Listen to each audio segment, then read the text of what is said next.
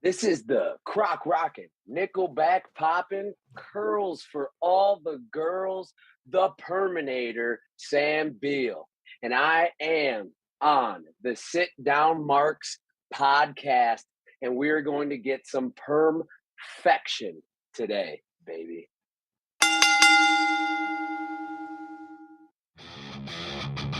Hey, yo. If I can be serious for a minute. Oh, yeah. Acknowledge me.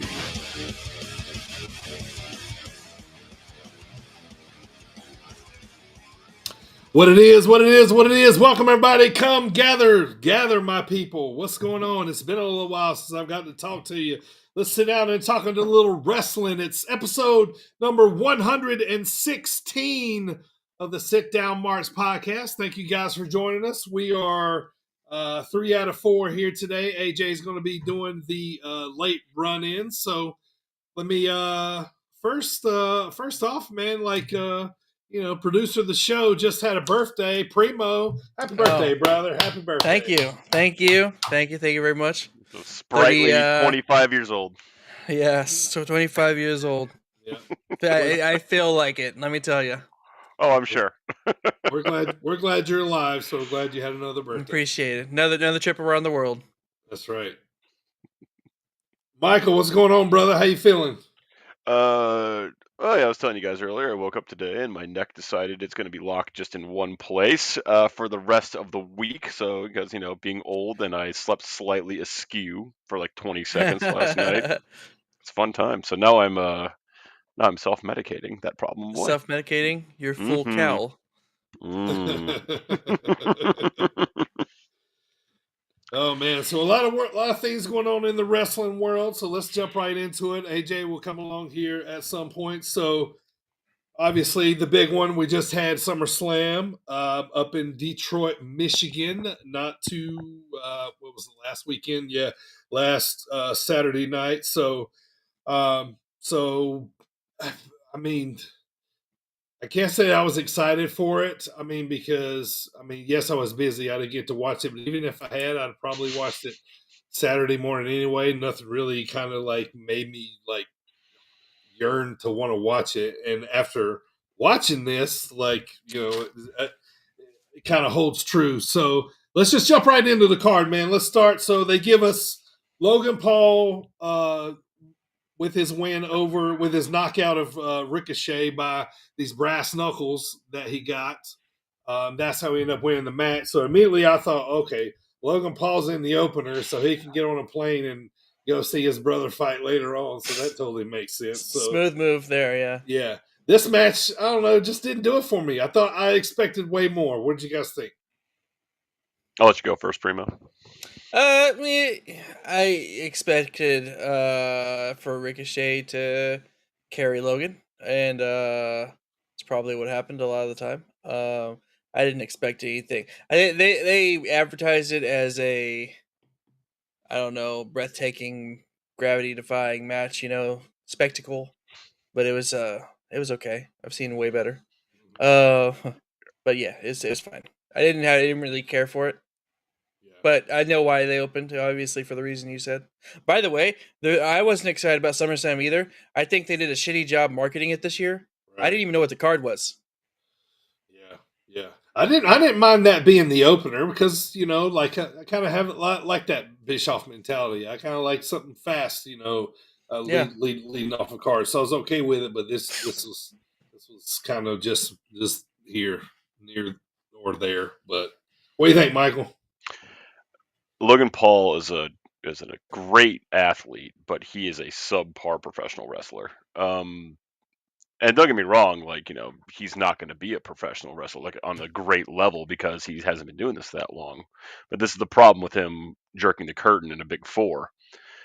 You need your opening match to really pull people into the crowd, right? This match belonged in the death spot, the piss break match before the bloodline match, right? Honestly, right. I would have moved this around. I would have opened with either Finn and Seth, or I would have opened with the women's three-way. But yeah, this should not have jerked the curtain. Logan Paul's a good athlete, but I don't care. I don't care about Logan Paul, and I don't care about Ricochet right now.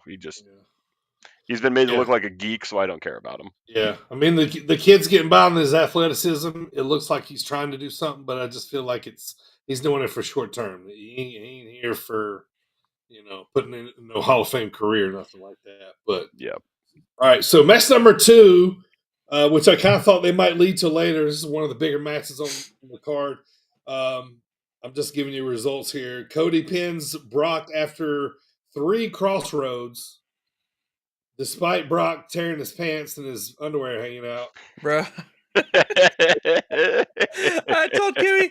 told Mrs. Primo, excuse me, that I was like, look, he's got on them dissolvable bathing suit shorts. Those biodegradable booty shorts. Oh my god. Booty pants, nut huggers. You know, honestly, I thought this was the match of the night, and the underwear thing just kind of sealed the deal for me.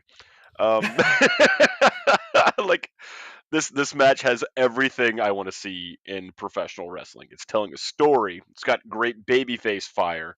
It's got the dominant heel. It's got the babyface in peril. It's got Brock giving the rubby rubs afterwards, and goddamn. And one observation I've noticed about Brock Lesnar, one, the more I see Brock Lesnar, the more I like Brock Lesnar.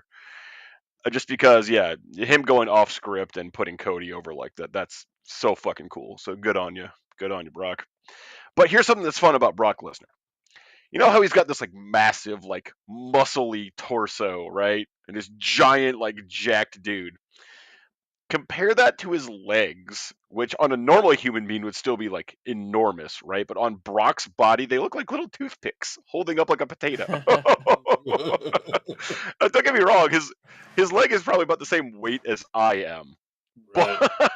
But just on his body, it just doesn't look proportional, which is just kind of funny to me. Right. So to me, this looks like, you're right. Brock put him over after this. They made a big deal out of it because Brock don't really ever do that too much. So he put the kid over at the end. Does this look like this is like going to be over? Or does this look like this is going to be kind of one of the big chapter in Cody's kind of starting to climb the ladder back to the title run? They can't just let him dissolve after. No. But I do think this is him saying, "All right, Cody he's reached that level, Top tier." He's top tier. He's part of the S class. He's becoming a spectacle, like Brock was. You go to see Cody, you go to see Roman, you go to see Brock, those type of things. I think Brock's a pro. Obviously, he usually does. Well, I mean, there's stories of him,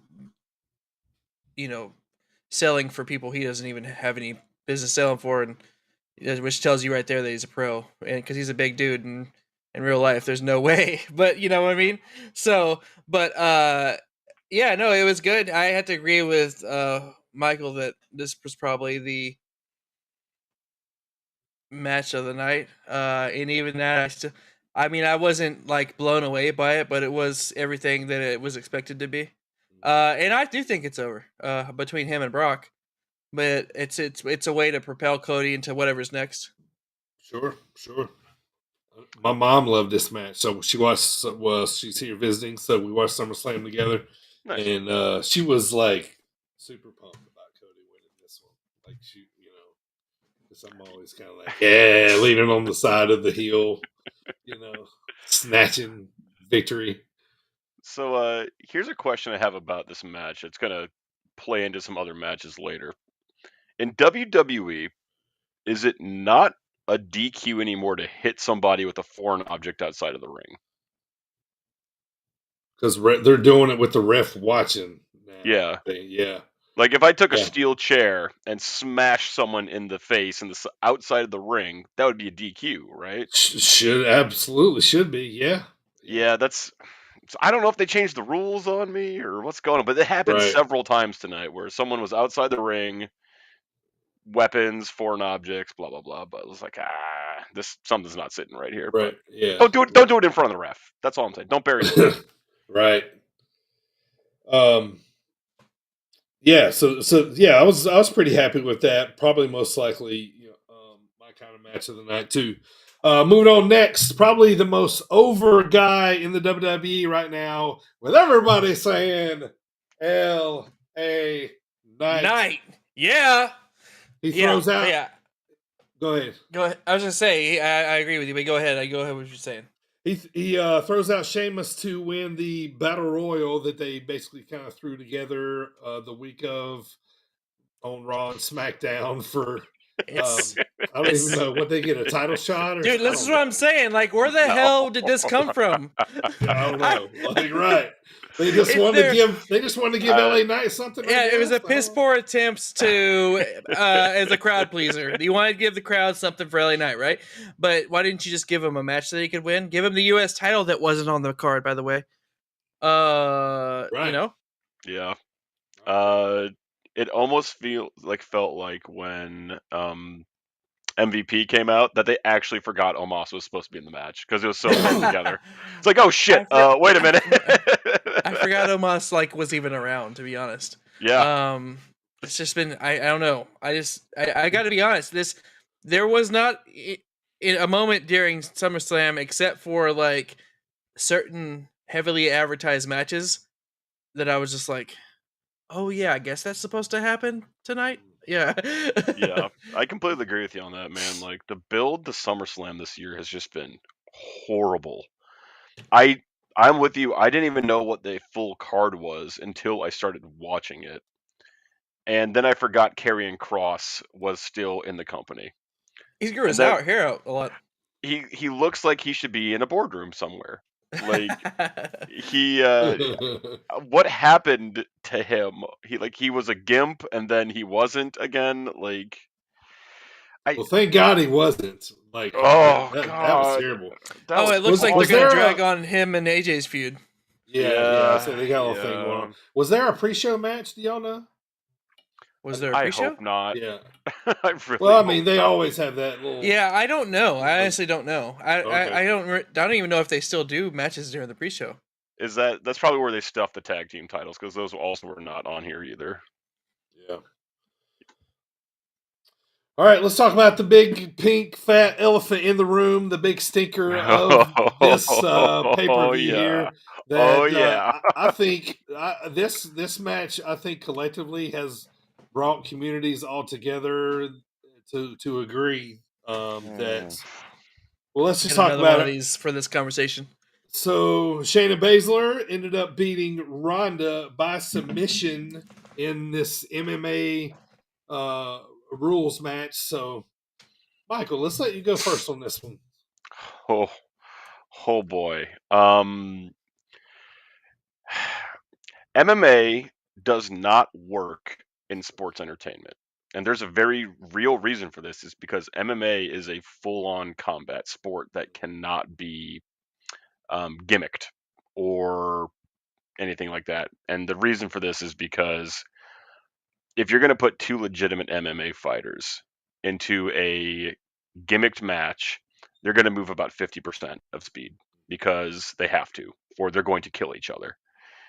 And WWE or any professional wrestling company, they can't have that because they have a lot of money invested in these people. So Ronda Rousey and Shayna Baszler were never going to go and have an MMA style match. And this was evident with a couple questions I want to ask Primo about how MMA works. And now I'm going to let you know, audience, that I know the answer to these questions already. I just want Primo's opinions about this. Primo. Yes, sir. How did you like Shayna's right roundhouse kick for the first knockdown? Dude, I know that was your first question. Dude, so she kicks him a clean ass head kick, right? Yep. She kicks Ronda, and Ronda rolls out of the ring, collects herself for 2 seconds after a head kick, comes back in and resumes. God. She wasn't knocked silly at all. Okay, right. Yeah. Did you like how Shayna Baszler was the most disinterested person throwing that kick. Like, her face just looked like, I guess I'm doing this now. It was like, leg lift, kapow. And then she Right. stood there and watched Ronda do what she was doing. Mm-hmm. Yeah, and waited for her to come back. Yeah. Next question for you, Primo. If I were to throw a right roundhouse, what noise and visual would you see if I was putting actual power into that kick? There would be audible and also breathing technique in form. Almost like I would be kicking through my target, right? Yeah, exactly. Right. Yeah. And yeah, so if anyone who doesn't know MMA, when you strike, you'd hear a because you exhale on the strike. Okay, here's my next question for you, Primo. Ronda Rousey is a seasoned MMA fighter, right? And she's had accolades. She's one of the greatest of all time. Why would such an MMA professional ever drop their guard around a striker? Because they have a wrestling past and they're friends. Like, she hands next to hips a few times, like just complete open. Take a shot. Maybe she was just having PTSD from Holly Holm. I don't know. But this whole match, this wasn't it. Yeah, this wasn't. If anything, I felt bad for these women. Like, yeah, they shouldn't have done this. We're trying to get Shayna over here, trying to put her over Ronda, but give Ronda a farewell. Yeah, we should have just had a wrestling match. All right, I got one more question. Stuck with what we knew. Yeah, I'll cut the rest of my questions because this is the one I really want to get your thought on. Yeah. Primo, how long does it take to make someone go unconscious in a blood choke? Not very long at all. Like about 4 or 5 seconds. Yeah, exactly. Literal seconds. Yeah. How long was Ronda Rousey in that choke? Well, it has to be drama and entertainment. Of course. No, yeah, I agree. The whole thing was a shit show. It was unfortunately another thing about MMA rules match in a WWE setting that's sports entertainment. It's going to be boring as hell. Yeah. No matter which way you put it. The way they try to dress it up in the past is the Lions Den match or the cage match with Rollins and Riddle. They try to make some kind of gimmick behind it with the cage itself, but the whole thing was like,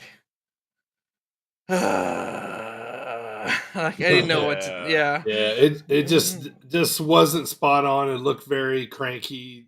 They were trying to fake something that they did all their lives for real. Yeah, that's the thing. They're both legit badasses, right. And everybody knows it too. Right. So like what they were doing in the ring, I kind of like doesn't diminish that in any matter at all, but it kind of makes this match a whole parody of what they could actually do. Maybe they should have had just like a wrestling match with like legal chokeholds or something. You know what I mean? Like or whatever. Or a submission match. Like something that like touched on MMA, but I quit match. Anything. So something like this was just off. Primo, you said it perfectly. This was like a parody of what they could actually do. Now, if you didn't know anything about Shayna Baszler, are you going to really watch this match and come off knowing that she's like a legitimate badass? Right. I mean, no. I kind of felt like she knew that it didn't come off very well at the end. She looked disgusted, kind of. They knew they laid a turd. Yeah. You could tell they knew they laid a turd. Yeah. All right, well, before we move on for this match, Primo, I hear that you have actually found some audio clip of the fans of Detroit during this actual match. Yeah, it's a live crowd like audio that we have right here, exclusive for Sit Down Marks podcast. Here it is, right here.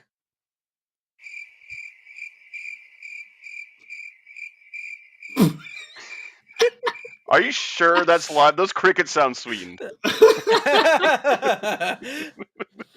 All right, let's talk about something a little better here. That's a little more hard hitting. What do you guys think about Gunther?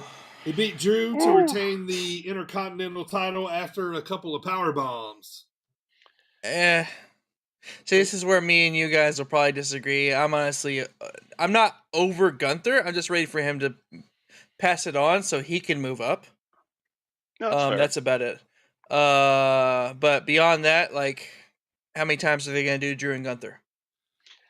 Yeah, like they're out of opponents for Gunther at this point. It's basically who are the actual brawling, hardest hitting people on the roster?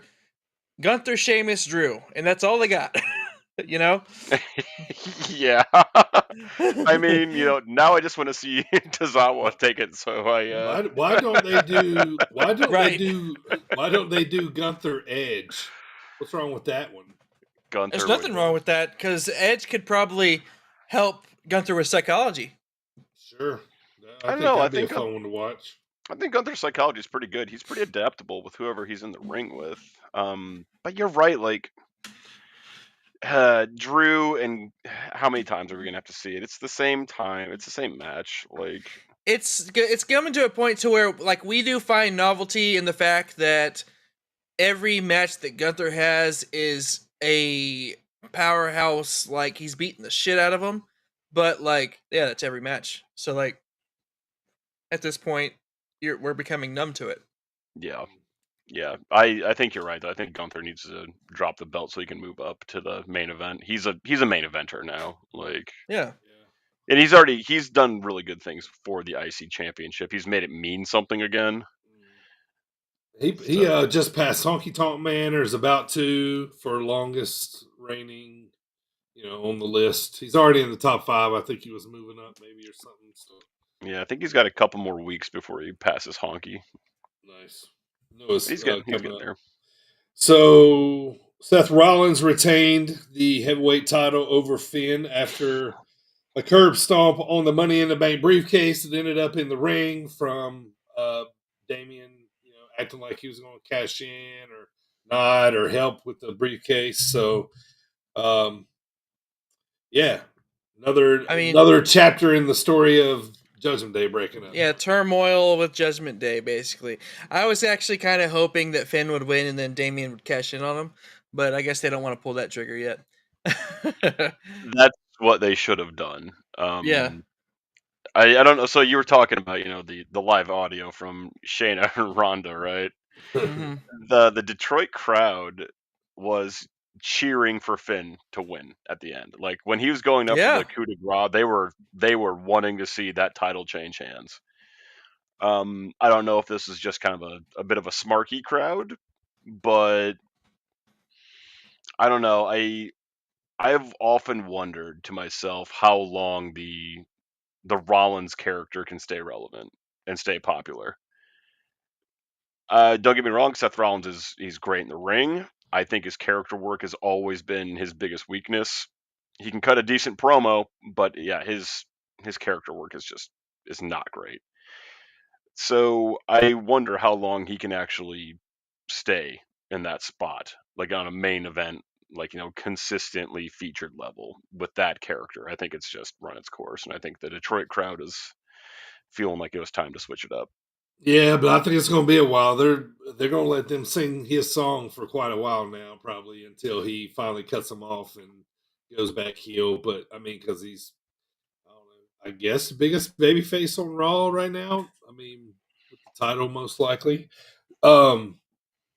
Side note: the Payback poster just came out, and it's all Judgment Day, and it was the first time I looked at a wrestling poster from WWE in a while ago. That looks cool. Yeah, y'all should look it up. It's the Payback poster that's coming up here shortly. Okay. I did check. There was no dark matches, according to the internets. Oh, okay, cool. You got anything about Rollins over Finn, Primo? Oh, just that what I thought should have happened. That I think Finn should have won, and they should have had Damian pull the trigger right then. Okay. I agree with that. I mean, you never expect an initial title run like the inaugural title run for a championship to last very long, right? So that's I do my think it's funny that they're kind of teasing the briefcase with Finn also trying to win the title is putting a little poor Finn. He what do just you think gets about little off topic here? Well, it's still with the Judgment Day. What do you think about JD McDonough potentially, Finn's protege potentially getting in the mix? yeah. I don't know. I think they've mishandled the Judgment Day pretty badly since Edge left. You know what I mean?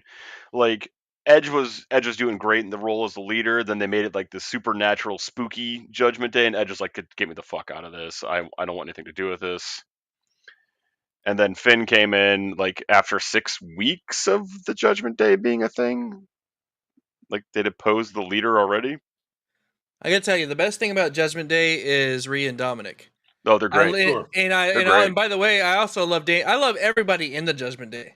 Oh But yeah, they're such a good group. This has made Dominic. Mm-hmm. Yeah, without And a dude, doubt. when he grabs the microphone and he gets booed so loudly, it's the best thing. It's the best thing. Like he's doing it right. Yeah. The Judgment Day has done a lot of good for 3 of 4 of the members. And Right. Finn is just the company whipping boy. That's just what he is. Mm-hmm. Which is a shame because he's such a super talented guy. Like he's still got so many years left in his career, and he's a really talented dude. And it's It does just too seems like bad. he takes a lot of lumps. Yeah. Yeah, it does. And Rhea makes them legit. You know what I mean? Makes Judgment Yeah. Day legit. The Dominic, thing spin off is super funny. Damien's kind of the muscle, and Oh yeah. and Finn's, kind of like the kind of mastermind veteran, that kind of stuff. So I really like them as a faction though. While we're on it, why don't we talk about Finn going and getting the title off my boy? Or not Finn, excuse me, disregard. I apologize. Dominic. Sorry. Yeah, Dominic going down to NXT and getting the North American title off of Wes Lee. Yeah, they're trying to get some people watching NXT, man. Yeah, that's basically what it is, right? Yeah, that's the way I feel about that is. Yeah. Like, because that Dominic didn't need that at all, but at the same time, it's an opportunity to give him his first ever singles run. Sure. They recognize that heat. They know what they're doing. All right, so next up was the 3-way women's match: Bianca, Asuka, Charlotte. Bianca ended up winning the match on a roll-up on Asuka to win the women's title, and then Io Sky cashes in her Money in the Bank briefcase to win the title with a moonsault. So this is the match I thought was actually the most quiet, including Shayna and Ronda. Like for majority of the match, the audience did not care. They were, you could hear all the cheering and everything, but if you look at the fans in the hard cam, they're just sitting there staring. Just, I know when Bianca won, AJ died a little inside wherever he was. Just you could just feel the disturbance in the force. It's just Yeah. I don't think Bianca winning is good. I don't like the cash in right here. I think they should have seen that crowd and called an audible because it wasn't going to be the pop that EO should have been getting for that cash in. Bianca Belair is good. The Bianca experiment is just she's a bland baby face. She's got the hair twirls and she's the EST, which is, by the way, a really heel gimmick. What? The hair twirl? No, the EST. Oh, the EST of WWE, saying you're better than everyone. Yeah, that's such a heel gimmick. It's like the best there is, the best there was, the best there ever will be. Yeah. Yeah. And it's very Narcissus, right? Like yeah, like for Lex sure. Luger, the narcissist. I'm better than you. It's an MJF level gimmick. But she twirls her hair and smiles a lot, so I guess that makes her face. I don't know. Logic in WWE makes no sense to me. Here's a question for you. All right, this is for both of you here because this is a serious question. I've never understood this or how this makes any sense. Primo, you and I are having a match, right? Now, you go to hit me with a chair in a just regular wrestling match. The ref sees it and pulls the chair out of your hands, right? And when he's like, gingerly sliding the chair back under the rope, you turn around and I missed you in the face with colored mist. That's still going to be there when he turns around, right? Yes. It doesn't. It's not invisible mist that disappears when you look at her. If you're the ref, knowing full well that I am the Great Muda or Asuka, would you not be like, come on? Yeah. Unless you're getting framed. All of a sudden you're just grasping at your eyes like in pain. How is that not a all right, you're DQ'd. Out of here. Get out of here, you. Like you remember when Eddie did the win game? Eddie, that's the best. When he would throw the chair, like and then he would like they would DQ people because they thought he got hit. Yeah. They didn't see it. Yeah. I love that. So how is a ref so dumb and oblivious or just has like amnesia that they turn around and then all of a sudden Charlotte Flair's face is covered in blue? By rule, they didn't see it. They're so focused on the shoulders, I guess, like yeah, man. Like she was looking right at her. It's the stairs on the outside. This match itself, though, was a non thing for me. Like I didn't care. Yeah. It's the 3 best women they have on SmackDown. So that clearly the story's going to continue. Because they don't have really anybody else to do it. But I'll be honest. I don't know when the next time they're going to put a title on Charlotte. She's already got a 14. So, I mean, I'm not gonna. I mean, not to say she's not going to go down as like the most winningest champion ever, probably. But how many is they going to give her? Get her probably up to like 27? No. Or did she once a year? When did she just re-sign with WWE? Because she just re-signed recently, didn't she? I'm not sure. I don't know, but honestly, like, Charlotte looks like $1 million, and if I was going to build a wrestling company, women's division, I would build it around Charlotte Flair. Like, to be perfectly honest, she's incredibly looks like a megastar. But you're right. Like, I don't remember who made the point, but someone said that you shouldn't say you're a 14-time champion because that means you lost it 13 times. Right? Yeah. I don't remember who said it. That's good. Someone smarter than me. Yeah. But yeah, like Charlotte Flair is really good, and so is Asuka. And honestly, I don't like Bianca Belair's character because I don't get the character because it's a heel gimmick, but she's face, and it makes my stupid brain go crazy. I was gonna say, who was the technical heel in this match? Was it supposed to be Asuka? I think it was Asuka. I mean, yeah, because it was heel face dynamic, right? And like, Charlotte's best as a heel. Yeah, she should not be face ever. She should be just like her dad, heel. Yeah, she hasn't been leaning into it very hard lately, though. So she's a little. She's kind of just been there. Yeah. She looks like she's phoning it in right now. And what do they got for her? I don't really blame her for that. Like, they don't really have anything juicy for her to sink her teeth into. Mm-hmm. All right, let's talk main event, boys. So Roman ended up retaining the title, the undisputed title, after Jimmy Uso turned on Jay, and Jay was going for the pin on Roman. Jimmy pulled him out. He had the hoodie on. He revealed the hoodie back. It was Jimmy Uso. And then he attacked him, threw him back in the ring. I think Roman speared him through a table, I think, or something like that was the finish. And so, what'd you guys think about this chapter of the Bloodline? Primo, go ahead, buddy. Well, we know that Roman wasn't going to win. Or excuse me, I'm fucked up tonight. We know that Jay wasn't going to win. Yeah.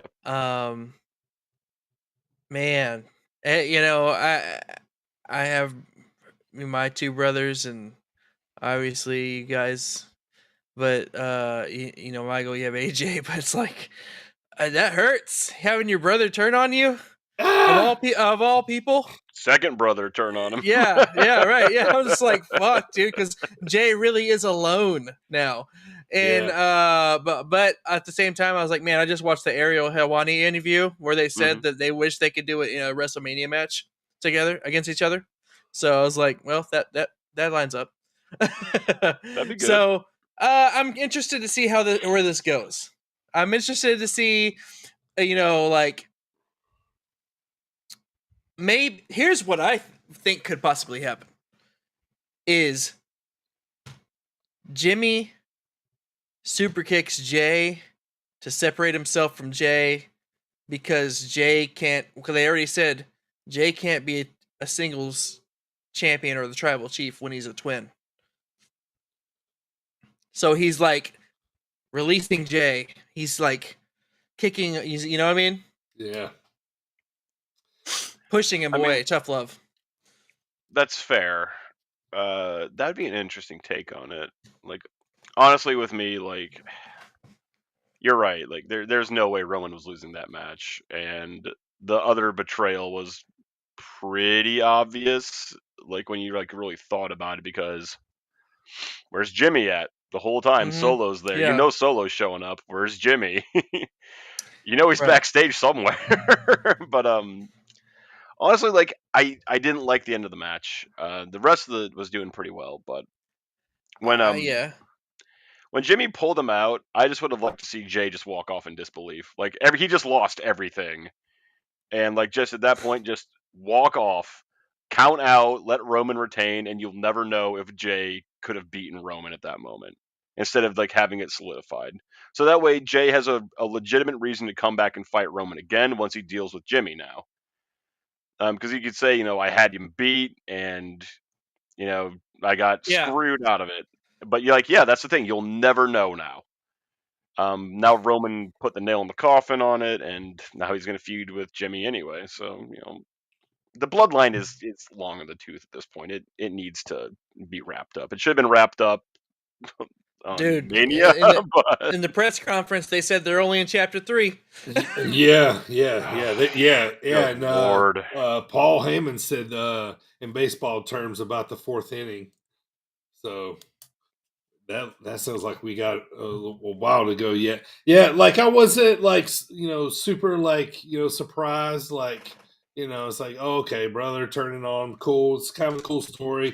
They laid it out all right, but I don't know. To me, like, this is your main event going home on SummerSlam. I don't know. I kind of wanted to see, I don't know, like something like, I don't know. That just made sense to be somewhere else, but I understand why they gotta put it there. But I was just kind of like, it was like they progressed the story if that's what they were, like trying to get over. But I just felt like, it could makes you want to tune into SmackDown. Sure. It doesn't though. It makes me want to not tune into SmackDown. Just to see just to see why Jimmy did it, and then you're like, oh, okay. So like 5 minutes at the very end of the show. Yeah. What'd you guys think about the Detroit crowd? They were very quiet at times and somewhat loud at times. Somewhat. I think they started off hot, but unfortunately, they had to start off with the Logan Paul Ricochet match, so it was like, take what you get. But then they just, we'll come back to it. That MMA rules match just sucked the wind out of them. Unfortunately, it did, and match then number 5 just killed them. And then later on, because they were in it for the, they tried to bring them back for the Rollins and Balor match. They tried so hard. They tried very hard, and they're 2 of the best in the world. Yeah, they tried so hard to get that crowd back. So, I think the crowd was just like, "What the fuck just happened?" I saw a picture of the amount of people. This shit. The amount of people that went to take a piss during the MMA match. It looks like they're evacuating a city. There's like God. a line going out of the building, like not to the bathroom, to their cars, and they're getting in and going home. Look like a free beer line. Oh my Mhm. God, seriously, Yeah. like it was a tough crowd. It was a real tough crowd. It didn't help that they kind of opened the show on kind of a stinker.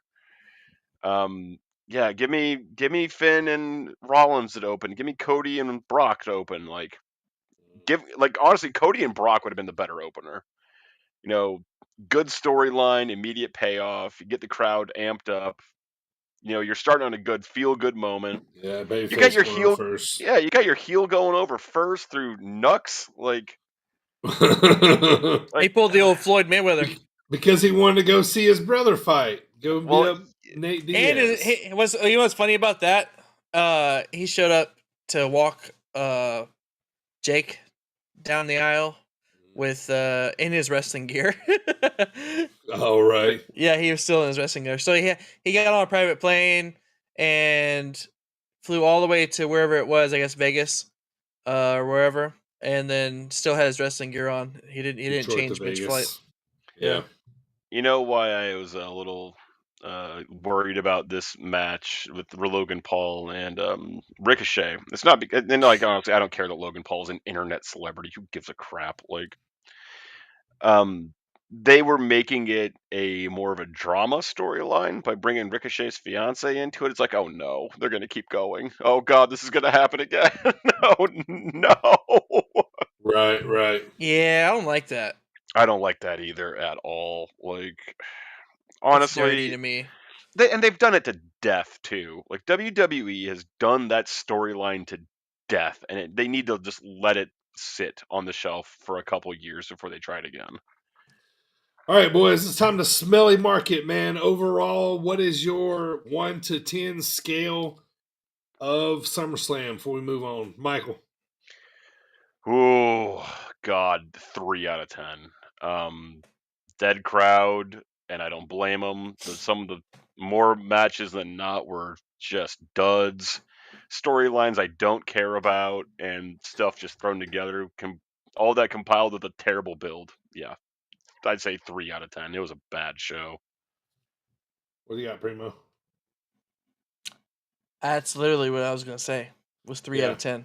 Yeah. Michael hit it right on the head. I said it before we started pre-pod. I thought this was a dud of a Big Four pay-per-view.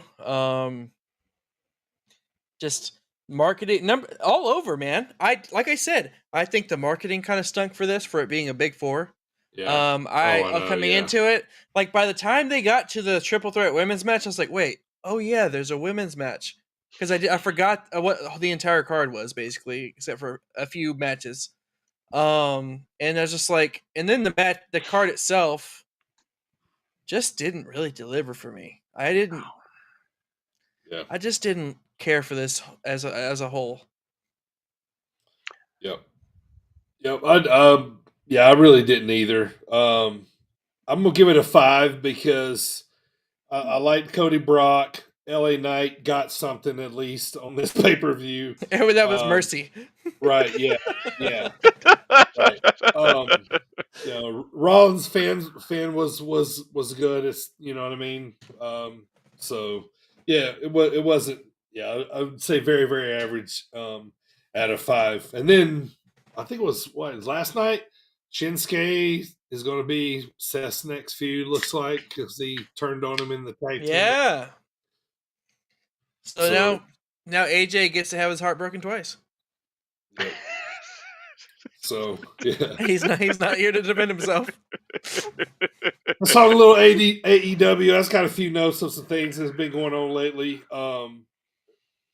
Keith Lee, man, I kind of think like I'm not a Keith Lee guy anymore. Like I would just feel like like it's kind of rough watching him. Man, we've said this for a while now. He just talk about somebody who looks like they're phoning it in.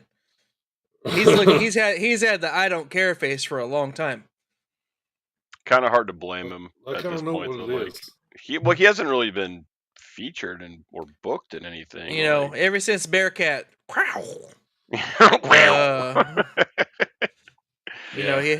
Yeah, I mean, I'm not saying like he should be pushed to the moon. I don't know, but I was just, I don't know, I was just kind of watching lately. He's doing some of that stuff with Swerve, and I don't know, just like I said, just seemed a little bit disinterested. Are you I guys mean, liking? Oh, sorry, go ahead. I was just gonna say, I mean, he's still feuding with Swerve. How long ago did Swerve and their glory Yeah, break that's up? what It I'm was Right? saying. Yeah, they yeah. they haven't done anything with him. Like, I don't blame anyone in AEW for like getting I don't care face on, because like they're not doing anything with most of their contracted talent. I had to make a whole nother show. Yeah. Probably still making some sweet change though. I bet. Oh, they're guaranteed contracts. Yeah. Yeah. Yeah, But but I it's bet that's frustrating because you're not really busy, right? Yeah, but when yeah. you're a brand, right?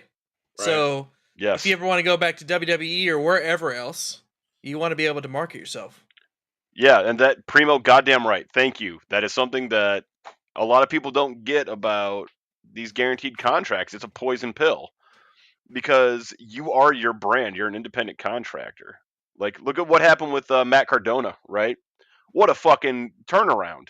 Oh Mm-hmm. yeah, Yeah, Matt yeah. Cardona is the brand, and he knew he was better than Zack Ryder, and so he got out there and got in front of people and showed what he could do. But if you're not getting in front of people, no one's gonna fucking remember you, because this And if is he ever goes back to WWE, he's gonna make way more than he ever made before. good on Yeah. him.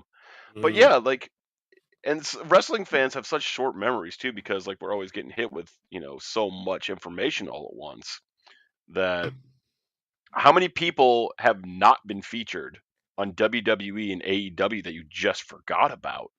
I forgot Rick Boogs was a thing. Sure. Yeah. Yeah, I yeah, forgot yeah. Karrion Kross was a thing. I forgot Right. how good There's Chad just there's Gable was. Like, he's so good, and I'm ready for him to kind of break out of the Alpha oh my Academy god, thing. let I him think be a. ain't that who Gunther's gonna feud with now? I think. Yeah, yeah, it is. But dude is so talented. Yeah, it'd be good matches, but are Sorry, you we kind of got guys? off of AEW. Sorry about that. Sorry. Yeah, go ahead. Oh, I was just gonna say, let's move on to what about this? Are you guys liking this MJF Adam Cole best friend thing? No. No, there's been a few little times I've kind of smirked a little bit. It was kind of funny, some little, because they're being cheese balls. But So people are otherwise, going around and they're looking at certain things that Adam Cole does, yeah, and they're like, "This is what Adam Cole did before he turned on Roddy," stuff like that. yeah, Yeah. yeah. That's right. They're Yeah, putting in his ear. Well, Right. also like AEW to me right now is I just can't with AEW right now, It's and I WCW 2.0. Doesn't it feel yes, that way? Doesn't it just it feel that it way? I'll do you one better. It feels like TNA, which was WCW 2.0, TNA 2.0, oh, because it's like WCW 3.0, right? It's just, and I'll tell you the exact moment I just stopped caring about AEW. I don't even get mad about it anymore, because I'm like, whatever. Blood and Guts. The Blood and Guts match in this year, I stopped. I could not anymore at that point. It broke me. I feel like they do that too much. Yeah. And here I was talking to AJ about this, and he can back me up if he comes on. When you're watching like a fight scene, Dirty, you were telling me once that you've got to suspend your disbelief on this kind of stuff, right? And I completely agree with you. And I know why that kind of like made me stop and think about this for a second. Let's say Primo and I are having a fight, right? Okay. And it's for like some big budget TV show. Say Primo and I are fighting on Game of Thrones, right? And all of a sudden, you just see a boom mic bobbing in nonstop, and then like you see like I get knocked back, but you obviously see the ropes I'm on like flying backwards. Sure. That to me is AEW in its entire production. Boom mics in shots that shouldn't be there. I'm not saying Oh the yeah. athleticism isn't impressive. It's so jarringly cooperative and Yeah. contrived that I cannot anymore with it. But yeah, so that's why I can't with them anymore. And then going back to the Adam Cole MJF thing, that's just I don't think it's funny. I really don't. Yeah. I don't think MJF needs to have a comedy shtick. I think he's already doing great as the top guy. Who's this helping? Is it helping Adam Cole? Like, MJF is already super over. Right. I mean, and nobody believes he's going to win the belt. So, yeah, I don't Yeah. really see how that's going over either. Well, let's talk about like two matches, though, I want to talk about that has been good lately on there that's really stuck out in my mind. First one being back, it was, I believe, middle of, July, FTR and Bullet Club Gold, which was Jay White and Juice Robinson. Hmm. Juice Robinson, ended up taking the pin. FTR retained the titles, but one of the like big, awesome matches like I've seen in a while, like tag team wise, that was awesome. And then I'm glad that they're going back to Samoa Joe Punk because I feel like I really can't ever get too much of that. Like it's like I watched that like Fight Forever, you know what I mean? Like five, Yeah, like I watch that all the time. for sure. Yeah, for sure. What do you think of CM Punk? Unbeaten champion with the X on it. I love it. I absolutely love it. So there's a couple of reasons why, but real quick, FTR versus Bullet Club Gold. Yeah, amazing. That's a great feud right now. FTR is great. Jay White, Juice Robinson are doing great. That's a really good feud. Punk with the X belt now. I like that the X goes through the E in All Elite Wrestling. I thought that was fun. But yeah, it's really cool. And then we talked about this before the Owen Hart tournament finals.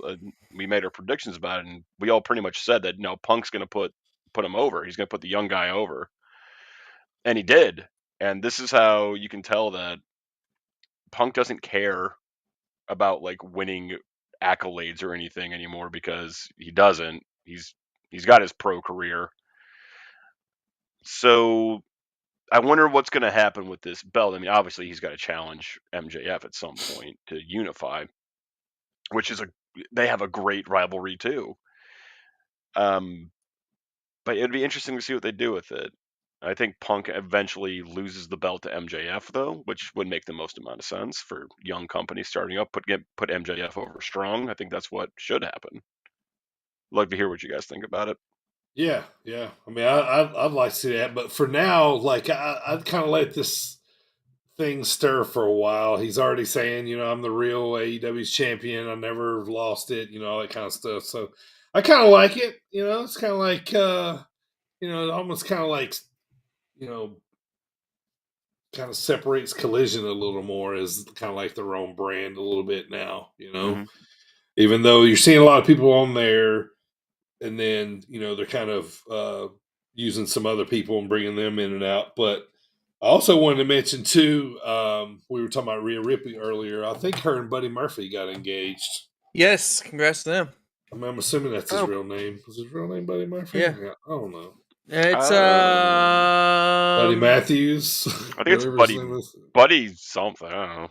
One second. I was talking Buddy Murphy from. Back in the day, it was Blake and Murphy.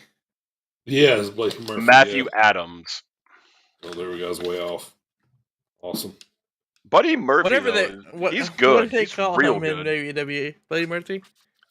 Yeah, because he's Buddy Matthews in AEW, isn't he? I'm getting my buddies mixed up here. Did you guys see? I hate when my buddies get mixed up.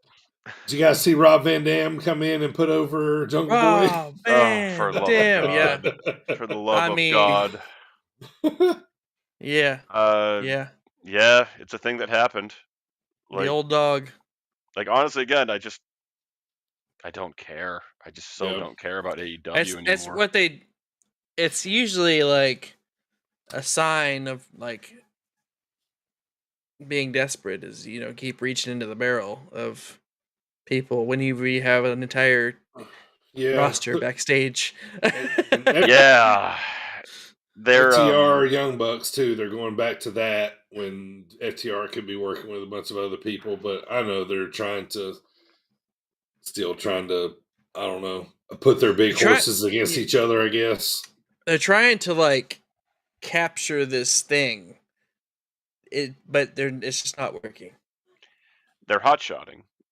Yeah. So I mean, like Dirty, you're again, you always like to bring up you're an NWA guy. The stuff that Tony Khan is doing, he's booking, and the way he's booking, this would have killed a territory because he's hot-shotting so heavily. Like, you're going to get diminishing returns. That's like, we were talking about the blood and guts match earlier, and Primo, you even said it. They do this way too much. Like, there's an interview with Moxley where he's like, well, if I can't have a good match without bleeding, I guess I'm going to bleed in every single match. It's like, you're there with the problem. Now really think about what you just said, John. Think about this for a second. Yeah. And like, they've burnt the crowd, and now the crowd demands more to the point where they're just gonna just bring a rifle into the ring and like just with bean bags in it and just stay down. Yeah, I don't know, man. Yeah, it's they've burnt it because they hotshotted too much. So yeah, this stuff would kill. This killed Fucking WCW. Jungle Boy still hasn't cut his hair. Yeah, No. Dirty. He's You were got talking them about heel this. curls on. Oh my Yeah, he God, does. that guy. He needs to go away. You mentioned WCW 2.0, and this is the exact garbage that killed WCW. All they need to do is bring in David Arquette, have him go over MJF, and we have the exact same situation. And there you go. Right. And plus too, like I like watching AEW because it's an alternative to the mainstream what we watch with WWE. But I feel like too, like it's almost like I'm watching WCW too, but this time like there's more money backed behind it, so it can go with a loss for a while more than Turner could. So I think they got plenty of. That's what makes me think that they're fine because they got plenty of time to kind of figure it out. Like they need what do they need? Like a big, huge, like mega star. Do No. they need? They need a booker other than Big Daddy there that's behind the desk, Tony TK. Yeah, I think you're right, man. Like they no more big stars. They've already burnt out the star power. That there ain't gonna get any more pops from the big ratings like that. But Right. what they need to do is they need to one really focus on what the hell is this show supposed to be. Like, are you a wrestling show? Are you a spot fest show? Are you ECW with your trash wrestling? Like, what are you supposed to be? Who are you marketing towards? Because if it's like lapsed wrestling fans, you lost them. They're gone. They ain't coming back to this. So one of the fun stats it's always out there, how big was wrestling in the Attitude Era, right? And those people are our age now. It's not like they just woke up one morning and said, wrestling's bullshit. I'm done with this. No, they were gradually driven off, and you can see it through ratings over the course of time. So there's still old wrestling fans out there. That's still a market to be captured, and AEW started off strong with that. They were capturing those lapsed wrestling fans, and then they AEW'd all over the place, and now they're down to 800,000 some views on Rampage and Dynamite, something like that. Oh no. I mean, they were just slinging that money around. Remember that big roster? Remember when we talked to Levi Cooper back in the days when they were just signing people up, and he's like talking about how big the roster was, like they didn't know what they were going to do with it. They were just snatching people up, trying to build a roster, which, I mean, you have to do if you're going to compete, and then hopefully people come over, and that kind of stuff. But then you have to take that roster and really build something. Yes, right. Thank you. And right. They're still pushing Orange Cassidy. They're still pushing Orange Cassidy. He comes on every show first. Every show. Yeah, he comes out first. So think about this. Just take a walk with me on this one, guys. You're flipping through the channels. You're like, oh man, I'm just going to see what's on TV. And you see Orange Cassidy. And you're like, okay, I haven't seen this before. Let's see what's going on here. And you see him wrestle. and you're like, I'm never watching this again. If this is what the rest of this program's like, no. I will go find a rerun of Cops. So yeah, most likely like, you're gonna be like, oh, like what is this? Making a mockery of wrestling, kind of like. especially when you're talking about those lapsed wrestling fans, this is what drove them off in the first place, is people taking the piss out of something they love. You got the PG era, which is really when it all started going way, way, way down, right? Because it was just a mockery of professional wrestling. It was this very whitewashed, scrubbed clean, highly polished thing. When in WCW, old WCW, like Southern Wrestling and the Attitude Era, it was unpolished and it was dirty and it was crazy, and things could happen. But now it's so like. Yeah, well, him coming out, I think, is AEW catering to their fans, because to their fans, he's fucking super over. Everybody loves to see him right now. He's kind of over with a little bit of everybody in the genre. He's can be a little bit of a fast style to start off the match. That's the only reason I think why he's I think we're seeing him so much. He's safe. They're not taking risks. Yeah, I mean, the people that are watching, most of them love the gimmick. Most of them. Well, I have got some fun information for you then, because that is not actually what ratings would suggest. Okay. So, because you can break it down by the quarter hour, right? And I'll agree, their core fans are very loyal. AEW has a very loyal base, and good on you. You like AEW, then you go and like your AEW. I watch it all.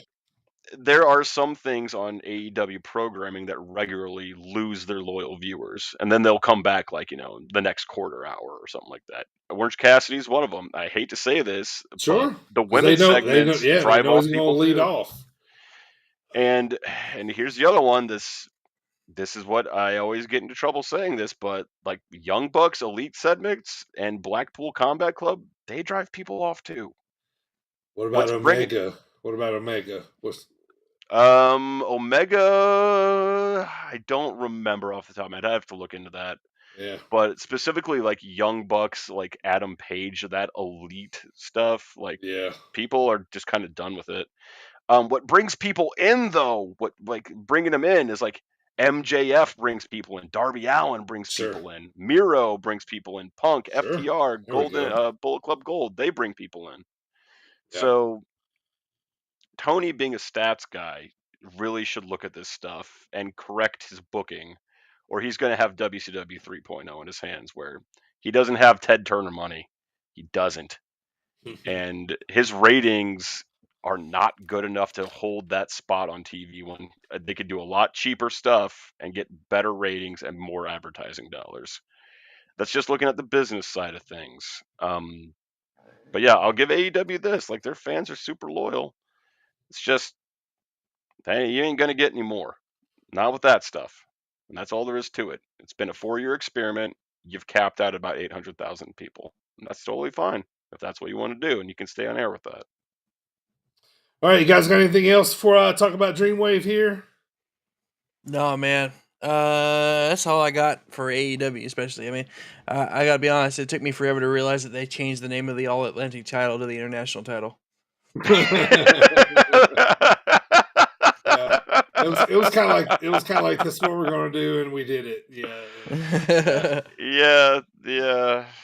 It's just, honestly, the whole All Atlantic thing is just, that's Tony Khan right there to a T. You're not even thinking 2 steps ahead. You're just doing things. How could someone from Japan win the All Atlantic title? That impulsive decision making. Exactly. A multi-millionaire with too much ideas and not enough people telling him to one idea at a time. Right? All right, so last weekend was a Dreamwave weekend. It looks like it's going to be a yearly thing. They did a double shot weekend.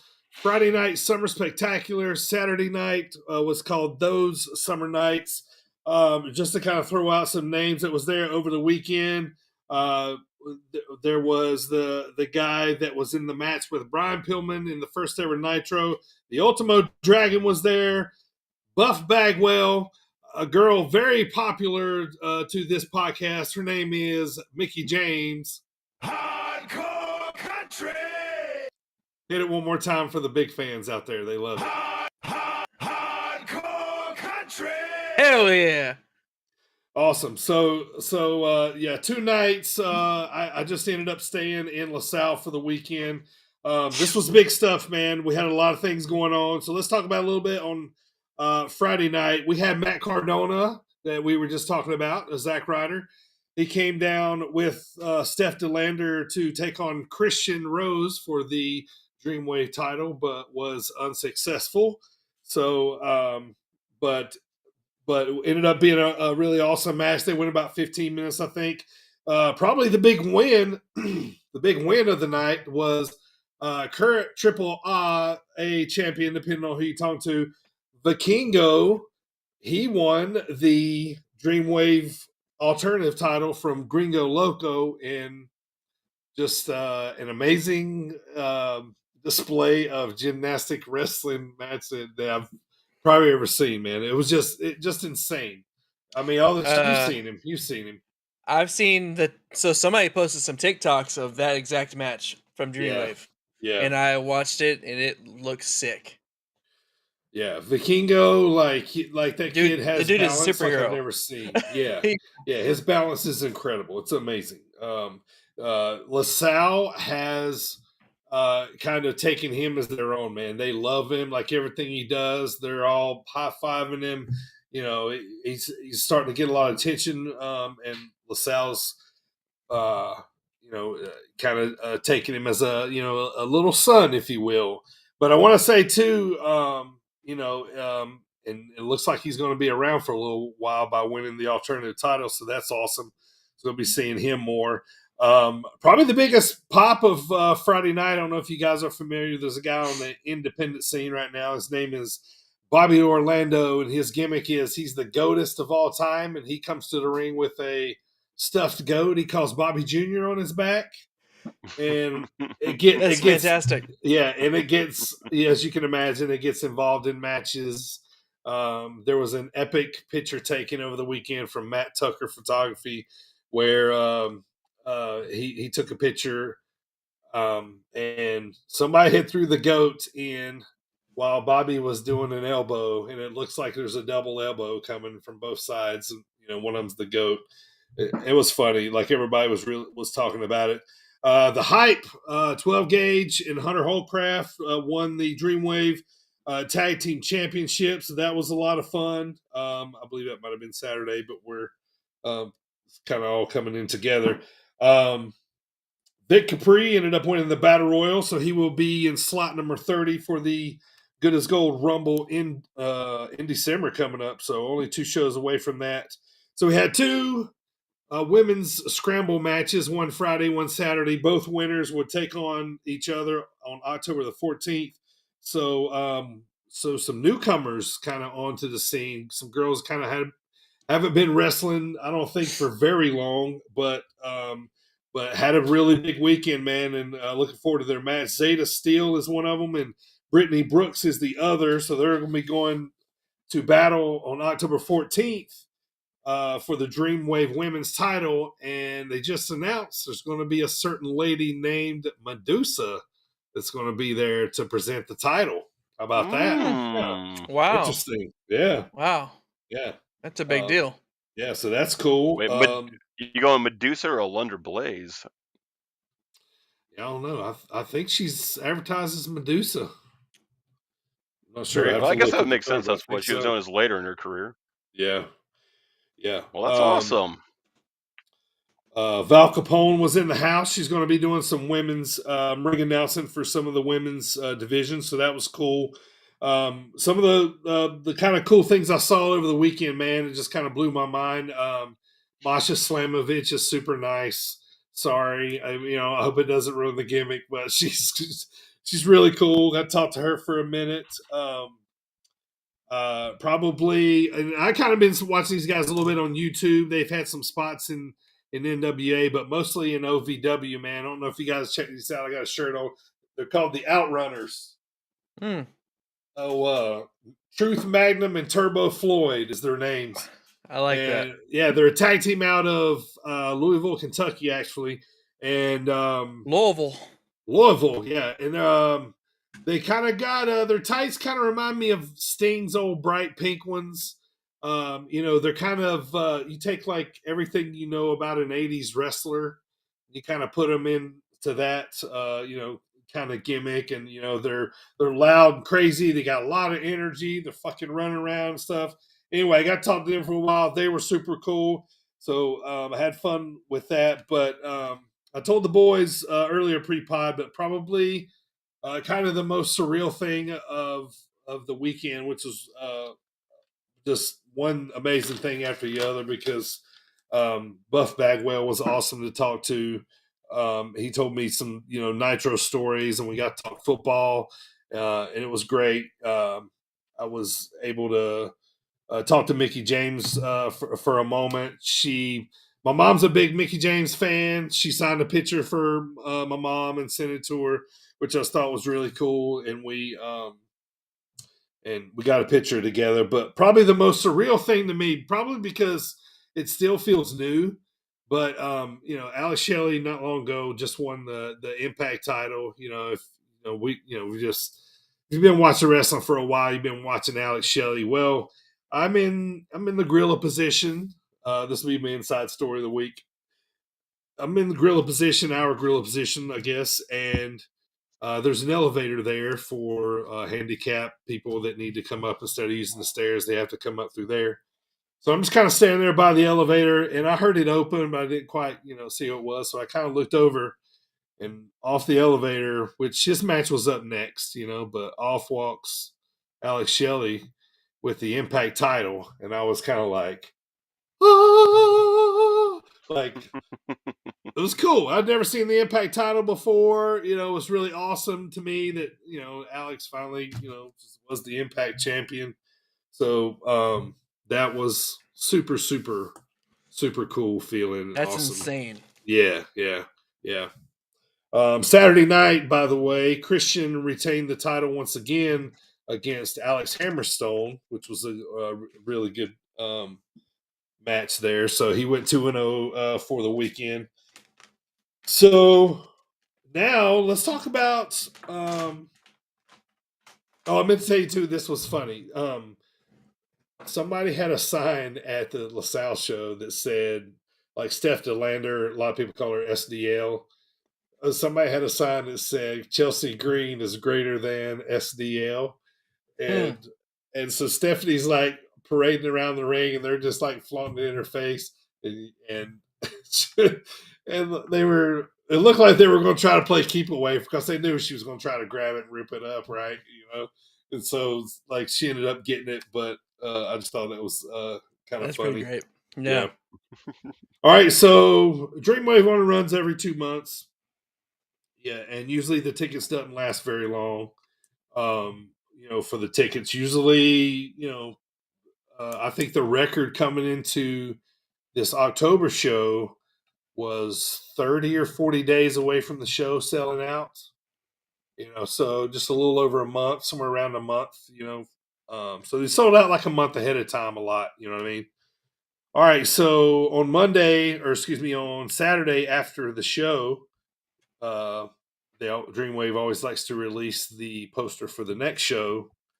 Well, turns out the big special guest for the October show is going to be none other than Primo Bret the Hitman Hart. Man, woo! That's crazy, dude. Right, and to show you that he's still pulling that much, dude. Crazy. They sold out tickets in 3 hours. They went on sale at 10 and they were gone by 1. Wow. Like 3 hours, man. Yeah. Holy shit, dude. That's Bret Hart. Yeah. That's Bret Hart for you. Right. And hey, go ahead. I got a question for you. You remember a couple months ago when Adam Page and Punk were having their little spat, right? And Adam Page was talking about you just pretty much dumping on Bret Hart, right? And I said that Adam Page would never be the draw Bret Hart is. 3 hours. There you go. Right. Is Adam Page selling up buildings in 3 hours? No, sir, he is not. Right. Bret Hart, having been retired for years, is on a poster, and people are like, yes. Right. Yeah, he's dead center on the poster. Sold out in 3 hours. I think there are still maybe autograph. You can come in and get an autograph from him without actually going to the show, which is different than a lot of other shows. So, but yeah, man, 3 hours, sold that place out in 3 hours. It's crazy. Medusa's going to be there. Colt Cabana is on the card. Brian Keith, I think, is coming back.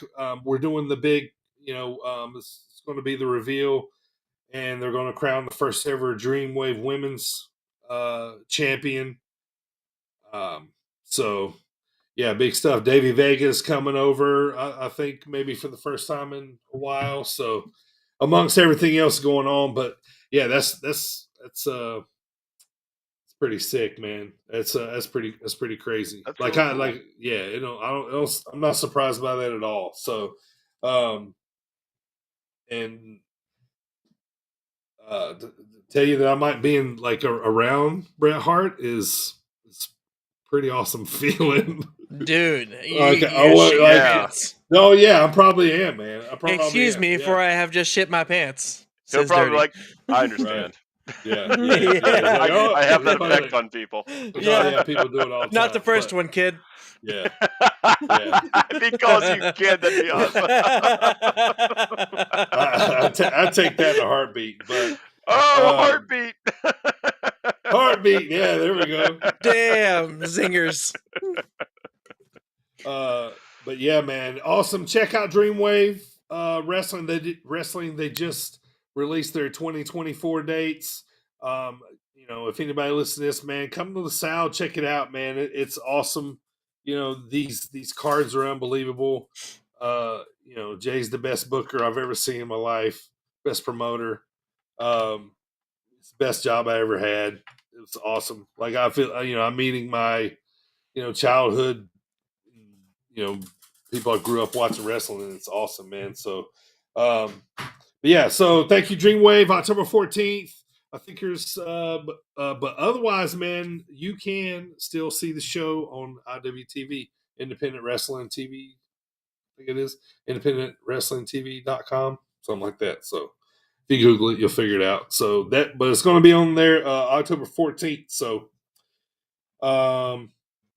one thing I want to mention here, a couple notes here on the way out, boys. Let's talk about. Did you guys ever see Exotic Adrian Street wrestle? I never No. saw Adrian Street wrestle, but I've definitely heard stories about Adrian Street. Okay, nutshell, because I'm old enough. He was like a 70s and 80s wrestler. Mhm. Okay, imagine little DB. Okay, born in 1975. I'm imagining. Okay, 1875. right. When I first saw Hackenschmidt in person, All right, so check it, right? Like 1982, 83, he's Adrian Street is like one of the heels I remember. He was being real flamboyant, not gay, but being the gay persona. You know what I mean? Like, that was his gimmick, right? All right. Well, what a lot of people don't know about him is he was like, and I'm sure there's other dudes out there that has to be just like me. And I always thought of this every time I heard of Adrian Street. So whenever I heard that he died, I was like, oh shit. So Adrian Street was the first time I ever seen a dude kiss another dude on TV, because Adrian's thing was to break up a pin. He would like grab them and try to kiss them, and then it would be like, yeah, like, get off me. You know what I mean? Mhm. Like, that was like his gimmick to get out of pins. And then every time, now and again, he would get them, on the cheek or on the, you know what I mean? Like, so I just thought it was, I always remember that, like him, doing some of that stuff. And it was funny. It's like first time I saw that on TV. You know, like, whoa, look at this dude. He is crazy. And Like, of course, yeah, it was a different time back then. So I was like, right? Yeah, God, yeah, Nuclear heat on Adrian Street for that yeah. stuff. right. Yeah, yeah. Well, Yeah. plus he was Nowadays, like, we'd be like, oh, look at this guy being progressive. Right. He would probably be my favorite wrestler now if he Yeah, was like, yeah. you know, like yeah, he was Be ahead a of crowd his time. favorite. Right. what's funny too, like, wasn't he like a legitimate shooter too? I don't know. I know he was pretty thick and solid, but I don't, you know, I'm not sure. I'll have to If he look that was. up later. But Yeah. real quick, you mentioned you watched all these people when you were a kid. Like you're not watching Bret Hart matches now. Get out of here! Come on. Oh, Are you, right. you Yeah, trying of to course. fool? I watched Yeah. a Bret Yeah. Hart match last night. Like, don't you And start with me. Stone Cold and Bret Hart WrestleMania Oh 13 my is in my God, rotation. It's in my like pastime Jesus. rotation. Like Yeah, yeah, all the time. I love Bret. I love him. All right, I could so seriously still watch Buff Bagwell today too. Like, I love Buff Bagwell. yeah, dude's still in great shape, man. He's super nice. I always like him when they're super nice. All right, so just a couple notes on the way out. Primo, I meant to ask you last episode. Are you still watching Heels? And is it any good? Should I watch it? Well, the first season was good. I haven't seen the new season yet. I'm gonna start watching it though soon. I've Okay, just been kind of busy so they've only did one. so far, Okay, gotcha. All right. but the first season was good, and in fact, CM Punk's in that season. I have access to watch that first one. I was going to ask. He's like CM Punk's in that season. It's funny, and also this is around the time. It's funny because that season was released around the time they did the Ric Flair Dark Side of the Ring episode or whatever it was, where they got in trouble for the helicopter thing. Yeah, And right. Yeah. and there's kind of a play on that in that show, so it's kind of funny. But overall, it's actually not meant to be like a comedy. It's supposed to be like kind of a series, like a dramatic take on indie wrestling. So, I mean, it's made by Stars. So, Yeah. you know. Wait, it's called Heels, but it's supposed to be a dramatic, serious take on it. But they're using a insider term to explain. Yeah, it's good though. I like it.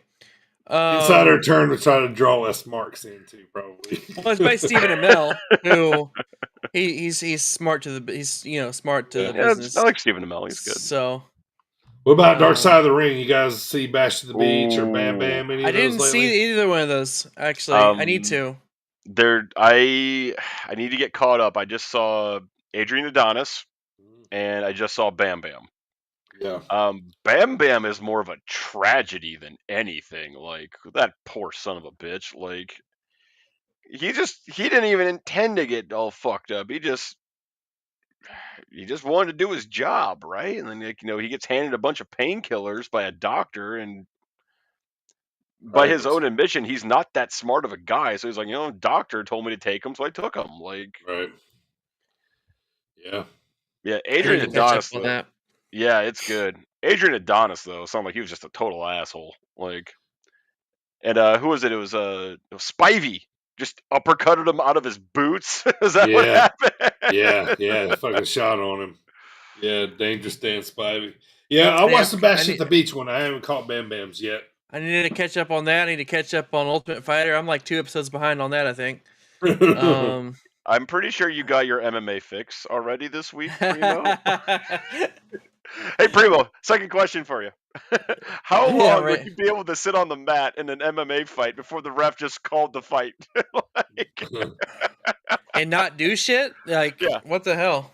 Oh, yeah, and that's another thing, too, is, well, we're not even going to go back into this. No, it was shit, okay? SummerSlam? Yes. It wasn't good. Real quick though, how about before we go home? How about a year ago when we thought that somebody told you, "Hey, about a year from now, Dominic Mysterio is going to be like one of the biggest heels The in biggest wrestling." heel in WWE. Right. Probably WWE, maybe in wrestling right now because he's getting so much heat. But Yeah. you'd have never believed that at all, man. It was That- I mean, I was discounting him back then. Sure. That feels like such a Triple H project. You know what I mean? Like, it's Yeah. because there's no way Vince did that. Like that sounds like a Triple H. The fact that I'll- he. Go ahead. Sorry. I'll say I'll do you another one. Remember a year ago when Vince left and SummerSlam was run by Triple H and it was amazing. And Yeah. now here we are a year later with Vinnie Mac back in charge. Yeah. Yeah. And I just want to see LA Knight go for like the US title or something. I think that'd be fun right now. Slow burn him. See if it stays. See if it sticks. I don't know. What'd you think of that? What did you think of that Miz and in LA Knight promo exchange? That's pretty good. The Miz. I like the Miz though. So Yeah. Here's my problem with the Well, you Miz know. though. Like he's a good promo, right? he's And yeah. he's good in the ring. He's safe and he's the steady hand, right? Yeah. I cannot take him seriously as a heel. Like he looks like such a nice guy. Like he looks like someone that would help you like carry your groceries up to like a 5-story yeah. apartment. Sure. I've watched so Yeah. much damn Miz and Mrs. He's He's my all-American. daughter's He favorite looks all- wrestler. Yeah. He looks Yeah. all American. Right. He seriously just looks like a genuinely good dude. And it's like the same problem I had with Yokozuna. Like I couldn't take him seriously because like he just looks like such a nice guy. Right. Unless you're a jobber, then he will crush you. All right, boys. I think that's going to do it for today. Let's wrap this thing on up. Looks like AJ stood us up, so fuck It's all that good. piece of shit. I'm gonna shoot on him next time I see him. You gotta give him like the old double leg takedown. I'm gonna put him in the pretzel. Give him Give him a. the old Shayna Baszler roundhouse. I was just gonna say that. Don't go for the blood choke though. It's gonna take 10 minutes to knock him out with it. Yeah. All right, so next month we'll be back in September, early September, to talk about. We'll brush up on All In and All Out, and also we'll talk about WWE Payback as well, which will be just coming off that. So a little bit of a lull towards the end of the summer, getting into the end of the year right now for The fall, thank Yeah. goodness. for the fall coming up for WWE. So, all right, boys, thanks for hanging out. Good to see you guys. Appreciate your attendance and insight as usual. Yeah, baby. Always happy to provide it. Tell the masses goodbye, everyone. Goodbye, everyone. Eh. Bye-bye, masses. Goodbye, everybody. Thanks for tuning in. Thank you again to Dreamwave. See you next time. See you guys all next time. We'll see ya.